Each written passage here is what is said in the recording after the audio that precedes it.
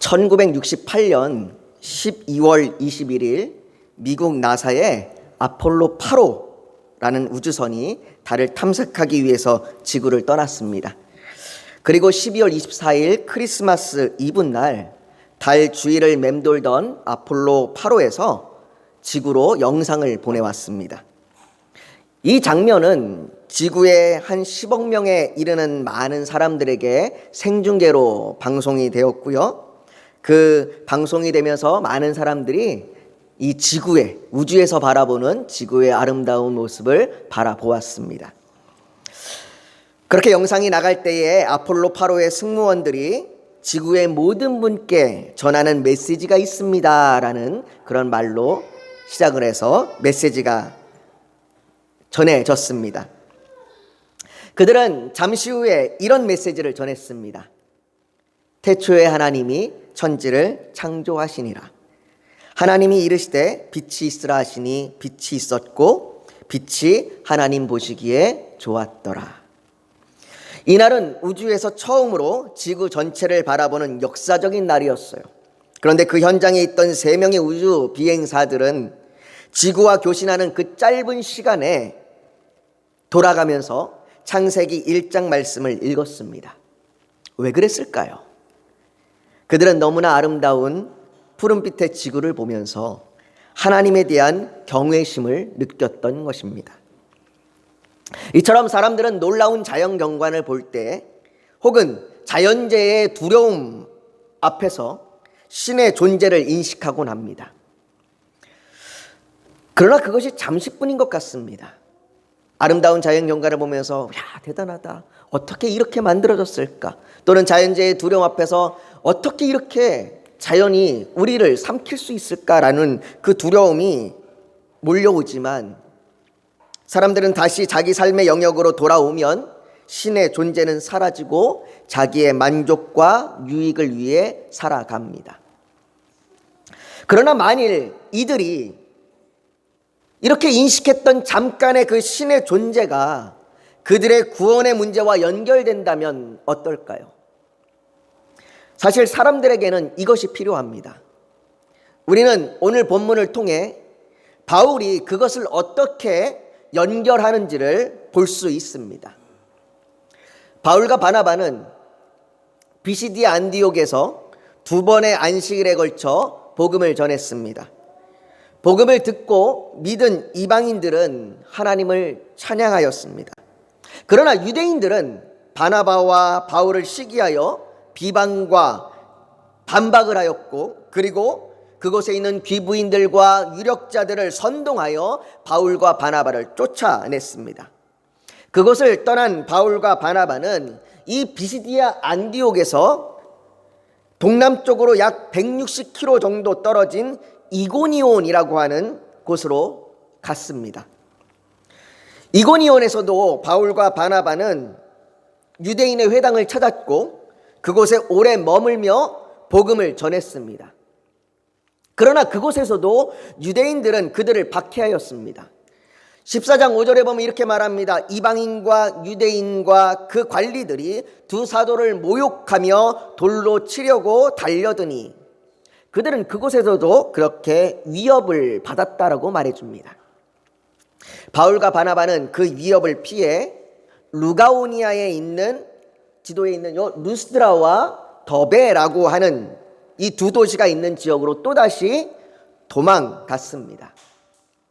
그리고 그곳에서도 복음을 전했습니다.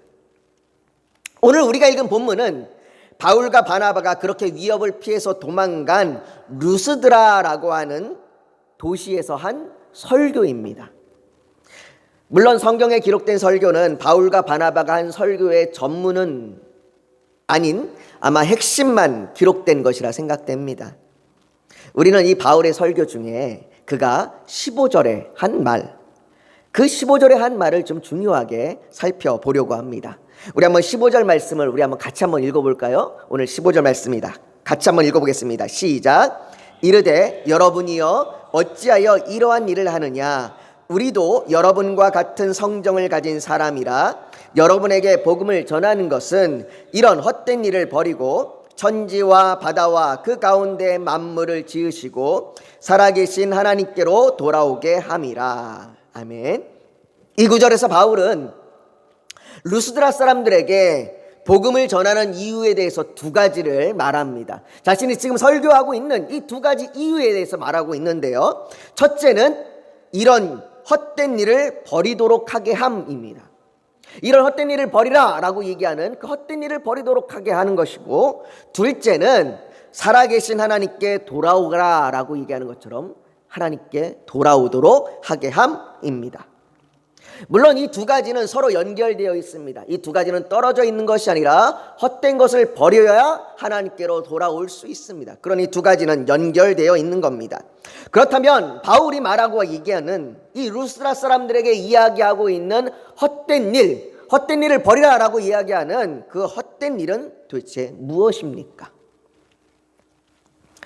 우선 바울의 루스드라에서의 복음 전도는 지금까지 바울이 구브로, 버가, 비시디아 안디옥, 이고니온에서 복음을 전했던 그 전도한 방식과는 차이가 있습니다.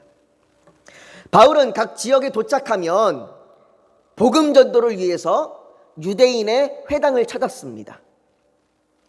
회당은 유대인들 또는 유대교의 호의적인 이방인들이 모이는 곳이었습니다. 그들은 이미 구약을 알고 있었고, 그렇게 구약에서 예언되었던 메시아, 그 메시아를 기다리는 사람들이었습니다. 그렇기 때문에 바울은 그 메시아가 누구냐? 그 메시아가 바로 예수 그리스도다.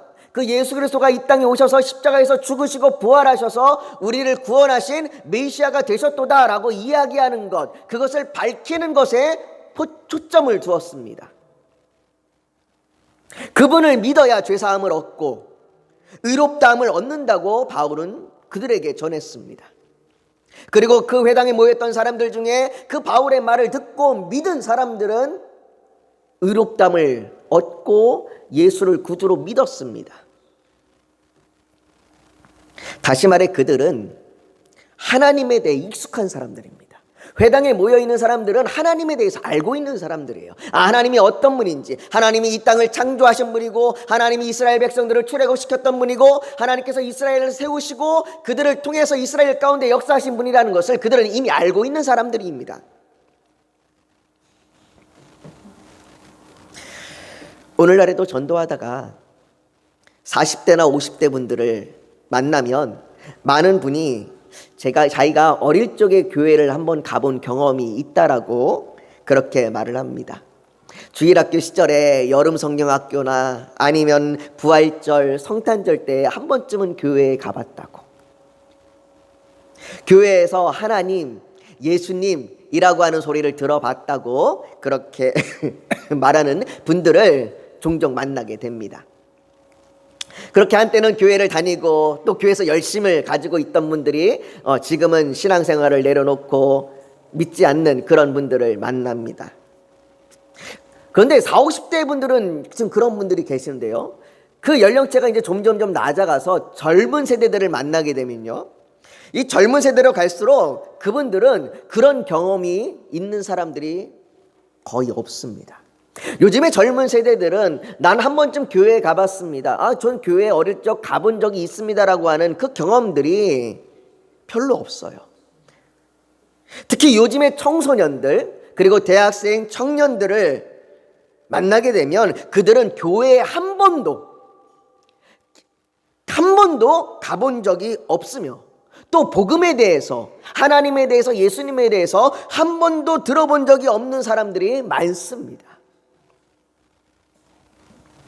한 번도 복음에 대해서 들어본 적이 없는 사람들에게, 한 번도 하나님에 대해서, 예수님에 대해서 들어본 적이 없는 사람들에게 죄에 대해서, 십자가, 구원, 은혜, 이런 것들을 처음부터 말하는 것은 아직 숫자도 익히지 않은 어린아이에게 곱하기, 나누기를 말하는 것과 같습니다. 한 번도 하나님에 대해서 들어본 적이 없는 사람들에겐 죄에 대해서 설명하는 것도 어렵고, 그들에게 십자가, 그것을 통해서 나타나는 하나님의 사랑을 이야기하는 건 참으로 어려운 일입니다. 루스드라는 마치 교회에 한 번도 가보지 않았고 하나님에 대해서 한 번도 들어본 적이 없는 세대와 같습니다. 루스드라의 사람들은 이교도였습니다. 그들은 하나님이 아닌 다른 그리스 로마 신화에 나와 있는 그 그리스의 수많은 신들을 섬기는 그런 사람들이었습니다. 그들은 하나님을 믿지 않는 사람들입니다. 하나님에 대해서 모르는 사람들이에요. 그들은 바울의 말을 듣기 위해 회당에 모인 사람들이 아니었습니다. 그래서였는지 루스드라에서는 메시지보다 표적이 먼저 나타납니다. 딴 데는 회당에 들어가서 바울이 이러한 메시지를 전했다라고 이야기하는 것이 먼저 나오는데 루스드라는 그 메시지가 아니라 표적이 먼저 등장합니다.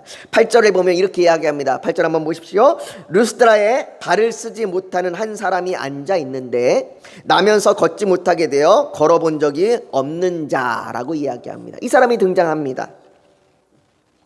그는 바울이 말하는 것을 들었습니다.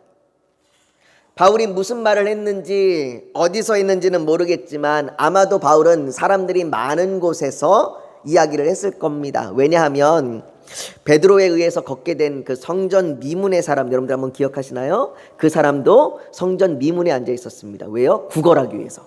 그곳에 사람이 많기 때문에. 아마 이 사람도 마찬가지였을 겁니다.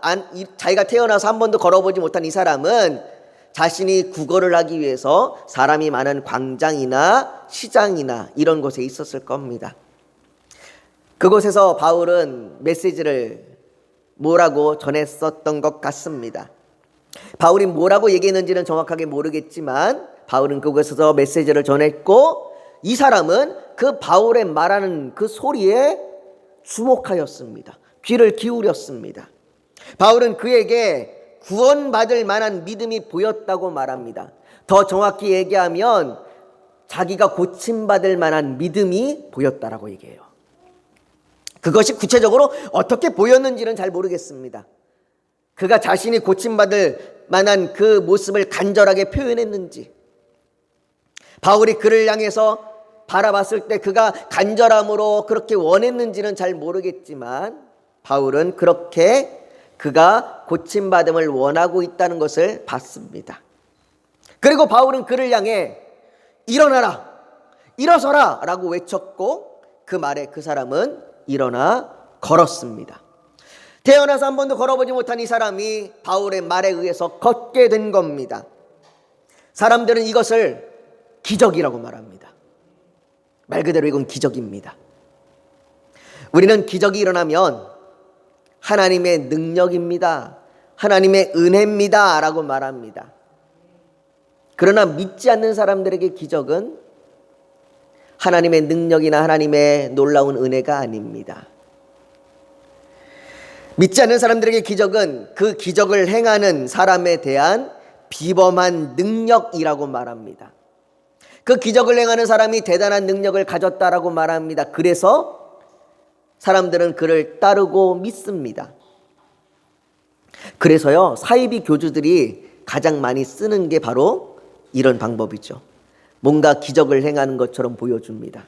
뭔가 기적을 행하는 것처럼 나타내서 사람들을 속이고 자신들을 따르게 만듭니다.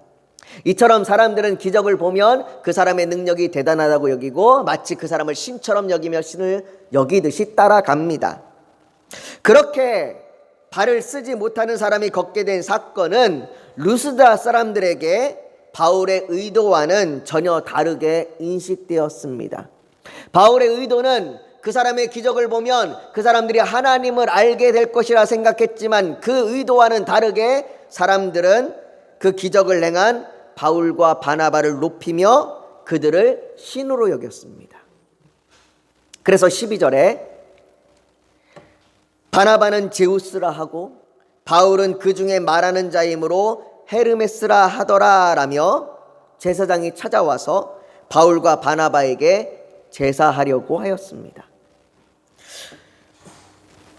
제우스와 헤르메스는 그리스 로마의 신입니다. 이교도들이 믿는 신입니다. 이들은 바울과 바나바가 능력을 행하는 것을 보며 그들을 마치 이 이교도의 신처럼 여겼습니다.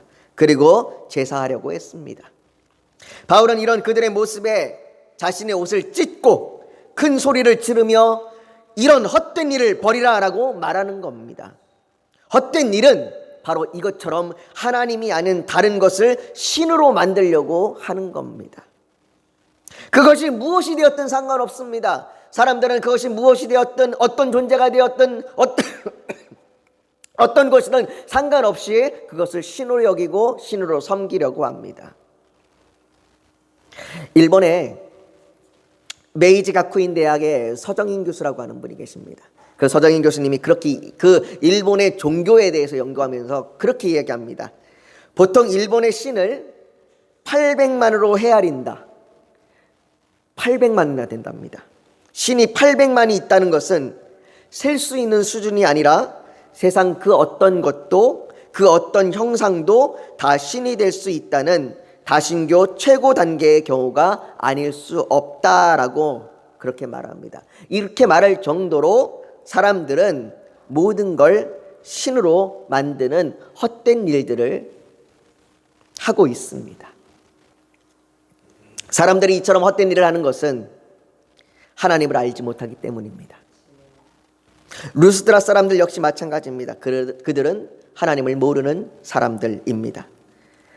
그래서 바울은 전에 다른 지역의 회당에서 말씀을 전했던 것과는 다르게 루스드라 사람들에게는 하나님에 대하여 먼저 말합니다. 하나님에 관하여 먼저 말합니다. 그들이 하나님을 모르기 때문에 하나님이 이 땅에 보내신 예수 그리스도를 말하기 전에 그들은 먼저 하나님이 누구인지부터 알아야 했습니다.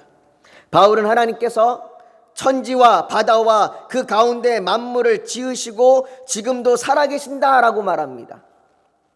그리고 더 나아가 바울은 이 하나님께서 사람들을 사랑하셔서 그들의 모든 죄, 다시 말해 하나님의 뜻이 아닌 자신의 뜻대로 살았던 모든 죄를 예수 그리스도의 십자가의 죽음과 부활을 통하여 다 사하시고 의롭게 하셨다라고 증거할 것입니다. 그러나 루스드라 사람들이 이런 하나님을 알지 못하는 것은 16절에 하나님이 지나간 세대의 모든 민족으로 자기들의 길들을 가게 방임하셨으나 라고 말합니다. 무슨 말이냐면 하나님께서 그들이 복음을 듣기 전에 그냥 그대로 내어두었다라는 겁니다. 이 16절의 바울의 말은 신앙생활을 하면서 사람들이 갖는 질문 중에 하나예요. 이처럼 모든 민족으로 자기들의 길들을 가도록 내버려 두어서 복음을 한 번도 들어본 적이 없는 사람, 그래서 예수 그리스도에 대하여 알지 못하는 사람은 어떻게 되는가 하고 말이죠. 사람들은 묻습니다.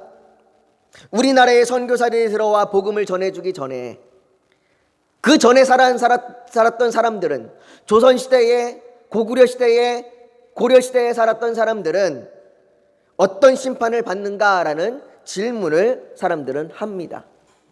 그래서 사람들은 이야기하죠. 우리나라의 민족의 영웅이 이순신은 천국에 갔습니까? 지옥에 갔습니까? 그는 구원 받았습니까? 그가 하나님을 알지 못하는데 그가 어떻게 구원을 받을 수 있습니까? 사람들은 그렇게 물어봅니다. 지금도 마찬가지입니다. 전 세계 수많은 곳에 선교사님들이 가 있지만 아직도 선교사님들이 가 있지 않는 나라들이 있습니다. 그곳에서 한 번도 복음을 들어보지 못한 사람들이 있습니다. 그 사람들은 어떻게 됩니까? 라고 사람들은 질문합니다. 오늘 바울이 16절에 말하고 있는 말은 그 사람들의 질문과 같습니다. 그래서 바울은 17절에 그 질문에 대한 답으로 이렇게 이야기합니다. 17절에 그러나 자기를 증언하지 아니하신 것이 아니니 곧 여러분에게 하늘로부터 비를 내리시며 결실기를 주시는 선한 일을 하사 음식과 기쁨으로 여러분의 마음에 만족하게 하셨느니라 하고 말합니다. 무슨 말입니까?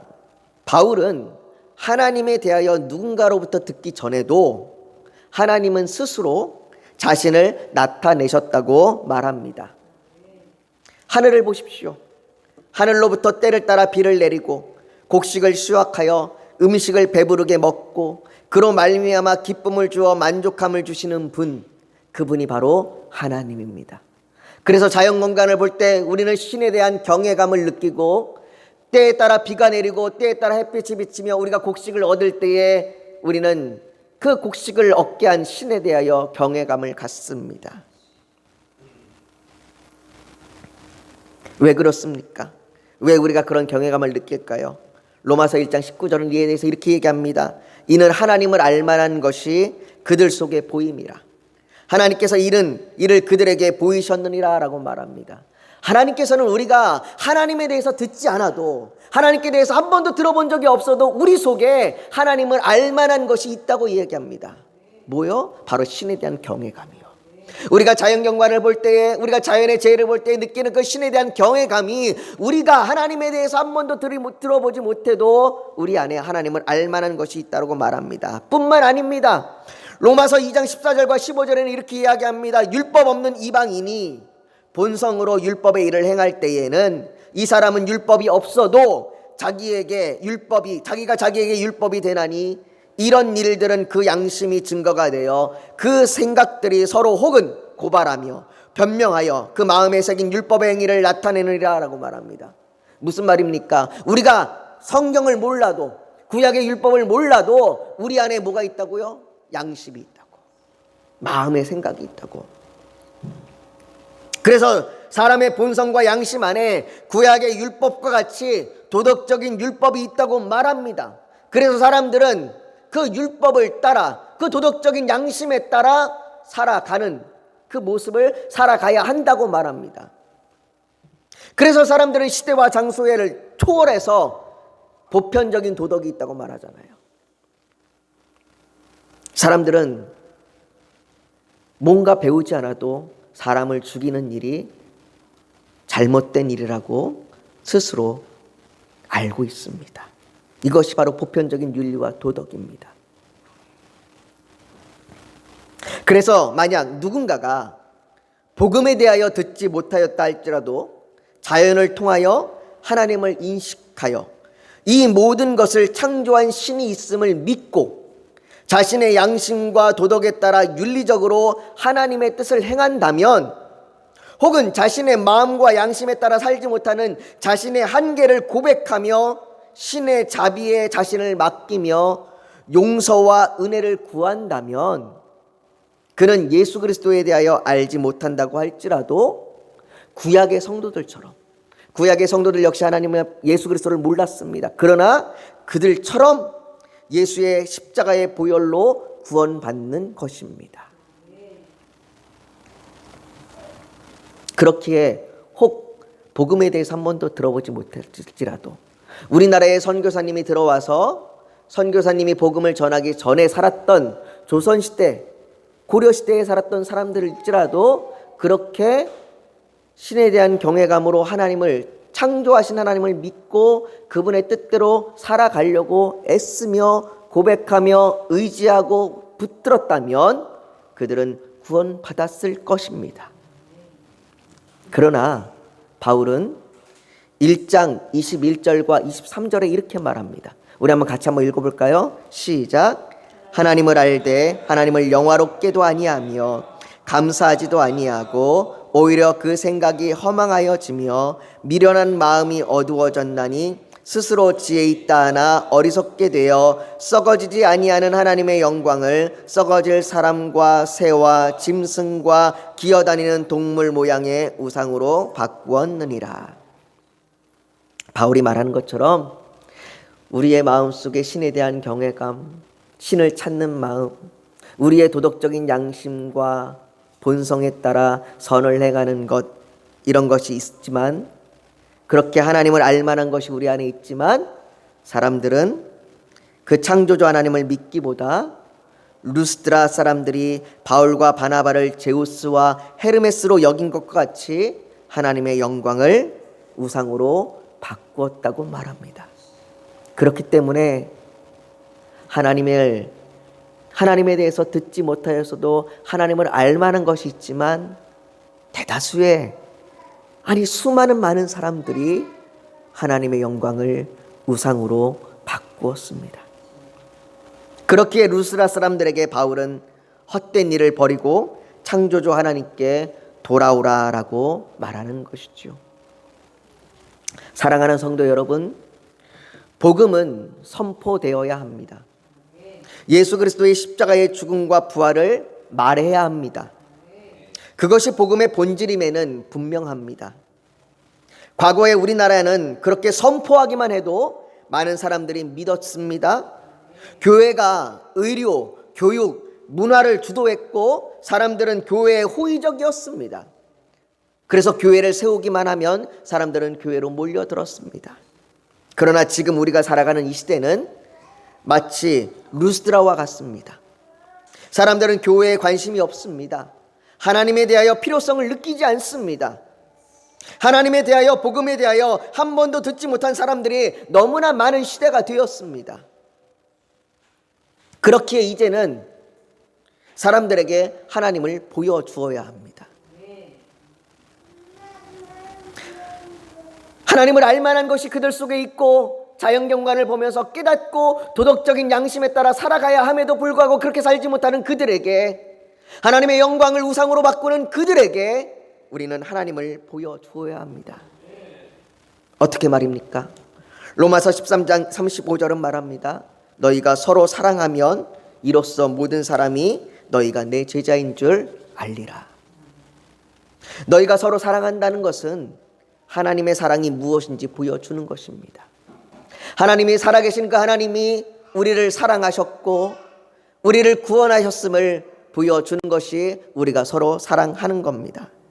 바울이 회당에서 전한 말씀과 루스드라에서 전한 말씀의 접근이 다른 것과 같이 우리가 그들이 알지 못하는 것을 던지는 것이 아닌 그들이 알 수 있도록 관계를 맺고 사랑하고 섬김으로 하나님을 알도록, 그래서 복음을 듣고 믿을 수 있도록 해야 합니다. 바울이 루스드라 사람들이 알도록 전한 것과 같이 저와 여러분이 사람들에게 사랑함으로, 이해함과 용납함으로 다가가서 하나님을 알도록 전하는 그 놀라운 관계가 맺어지는 은혜가 있기를 예수님의 이름으로 축복합니다. 우리 이 시간 같이 오늘 말씀을 좀 기억하면서 기도했으면 좋겠습니다. 사랑하는 성도 여러분, 사람들에게는 하나님을 알만한 것이 그 속에 있습니다. 그러나 그럼에도 불구하고 사람들은 그 하나님을 알만한 것을, 하나님의 영광을 썩어질 우상으로 바꾸었습니다. 그렇게 그들은 헛된 일을 찾아갑니다. 바울은 그들에게 말합니다. 헛된 일을 버리고 창조주 하나님을, 그 하나님께 돌아오라고 말이죠. 우리도 그와 같이 지금 하나님을 모르는 세대들에게 하나님을 알려야 합니다. 우리가 서로 사랑함으로 말미암아 하나님의 사랑이 무엇인지를 보여주어야 합니다. 그렇게 관계를 맺어가며 그들이 하나님의 사랑에 대해서, 하나님에 대해서 알게 될 때에 우리가 그들에게 복음을 선포해야 합니다. 그 일들이 우리를 통하여 이루어지기를 소망합니다.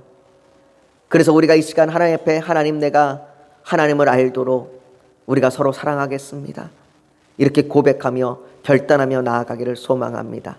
우리 시간 그렇게 주님 앞에 우리의 마음을 내어드리며 같이 기도하며 나아가기를 소망합니다. 여러분 잠시 고개 숙여 더 묵상하기를 원합니다. 오늘 하나님 앞에, 하나님을 모르는 세대 가운데 우리가 하나님을 보여주기를 소망합니다. 저들은 하나님을 알만한 것이 그 속에 있음에도 불구하고 하나님의 영광을 썩어질 우상으로 바꾸어 죄악 가운데 살아가는 어리석은 자들입니다. 그렇게 우리가 그들에게 서로 사랑함으로 하나님을 보여주게 하여 주시옵소서. 그렇게 우리가 하나님을 보여주고 그들에게 하나님이 우리에게 행하신 그 놀라운 복음을 선포하게 하여 주시옵소서. 아버지 하나님, 그렇게 우리가 사랑하겠습니다. 사랑함으로 관계를 맺겠습니다. 그렇게 하나님 앞에 우리 자신의 그 헌신을 결단하며 나아가는 그 결단이 있다면 이 시간 가슴에 손을 얹어서 하나님 앞에 표현하길 원합니다. 또 오늘 예배를 드리러 나오면서 기도의 제목, 소원이 있어서 주님께 맡기기를 원하신다면 손을 포개에 얹기를 원합니다. 육신이 연약하면 연약한 곳에 믿음으로 손을 얹기를 원합니다. 오늘 하나님께서 성령으로 우리 사이를 운행하시며 우리를 만지시고 치료하여 주실 줄 믿습니다. 거룩하신 아버지 하나님, 이 시간 주께 기도합니다. 아버지 하나님, 우리가 주님 앞에 나아가 주님의 뜻대로 서로 사랑하길 원합니다. 아버지 하나님, 이 세대는 하나님을 모르는 세대입니다. 하나님을 찾지 않는 세대입니다. 하나님을 필요하게 여기지 않는 세대입니다. 그래서 그들은 하나님의 영광을 썩어질 우상으로 바꾸어 자신의 만족과 유익을 위해서 살아가는 세대입니다. 아버지 하나님, 그들에게 우리가 하나님을 보여주게 하여 주시옵소서.